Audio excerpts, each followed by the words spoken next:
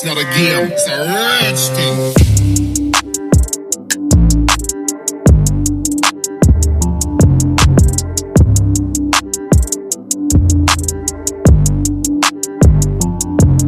ভাই ব্রাদার, আশা করি সবাই ভালো আছেন। আজকে যে বিষয়টা নিয়ে কথা বলবো সেটা হলো Eken h9r। এই ক্যামেরাটির বলেছিলাম এটার একটা ইউজার রিভিউ বা ভিডিও কোয়ালিটি কেমন, এটার একটি রিভিউ দিব। তো আজকে সেই রিভিউটি দিব।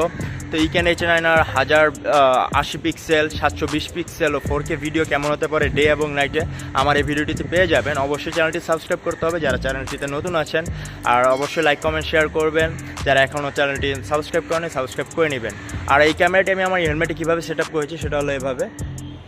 ক্যামেরাটিতে আমি হেলমেট মাউন্ট দেওয়া ছিল, তবে আমার এমসিএল বা পজিটিভ নেগেটিভ যে আঠাটি বলা হয় সেটা কিনে আমি হেলমেটটিতে সেট আপ করেছি। আপনারা চাইলে এভাবে করে নিতে পারেন। অবশ্য এখন বাজারে অনেক ধরনের হেলমেট মাউন্ট আছে, এগুলো ইউজ করতে পারেন।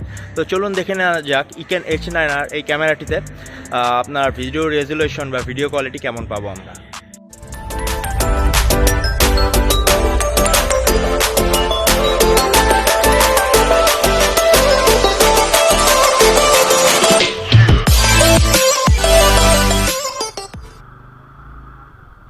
তো আপনারা দেখতে পারতেছেন এই হলো Eken h9r এই ক্যামেরার 1080 পিক্সেল ক্যামেরা কোয়ালিটি বা ভিডিও কোয়ালিটি। তো এই ক্যামেরাটির সাথে আমি যা যা পেয়েছি সেটা হলো একটা হেলমেট মাউন্ট পেয়েছি দুইটা, আর একটা ওয়াটারপ্রুফ কেস পাইছি যার মাধ্যমে আর কি এটা ওয়াটারপ্রুফ বলা হয়। তাছাড়া এটার সাথে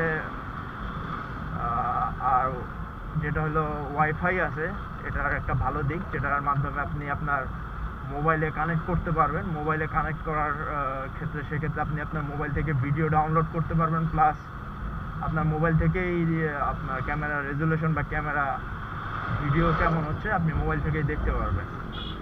এটার আরেকটা দিক হলো, আরেকটা খারাপ দিক বলা, একটা খারাপ দিক হলো যেটা এটা তারা কোনো মেমোরি কার্ড দেয় নাই, এটা আমার নিজের কিনে নিতে হয়েছে। তো এটা হয়তো বা কোনোটার সাথেই দেয় না।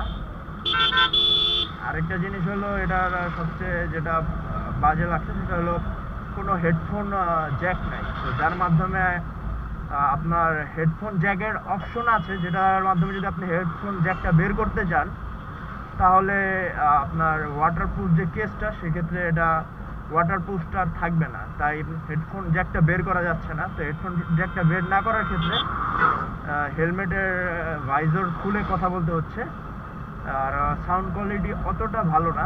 আপনারা দেখতেই পাচ্ছেন আমি এভারেজ গাড়ি 40-45-এ রাইড করছি।